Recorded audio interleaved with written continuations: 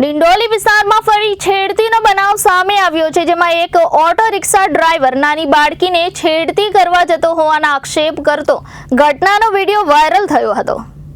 ડિંડોલી વિસ્તારમાં છેડતીનો બનાવ સામે આવ્યો હતો, જેમાં એક રિક્ષા ઓટો ડ્રાઈવરે નાની બાળકીની છેડતી કરવા જતો હોવાનો આક્ષેપ કરવામાં આવ્યો હતો। ત્યારે આ ઘટનાનો વિડીયો પણ વાયરલ થયો છે। સ્થાનિક લોકોએ તેને પકડીને બરાબરનો મેથી પાક ચખાડ્યો હતો। સ્થાનિક લોકોએ પણ આ રિક્ષા ડ્રાઈવરને મારીને પોલીસને હવાલે કર્યો હતો। ડિંડોલી પોલીસે આરોપીની ધરપકડ કરી વધુ તપાસ हाथ धरी હતી।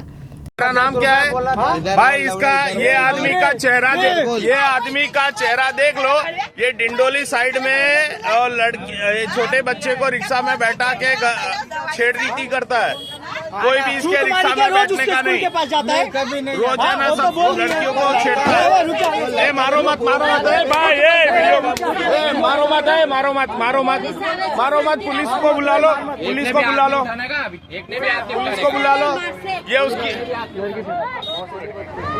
ये उसका रिक्शा नंबर है।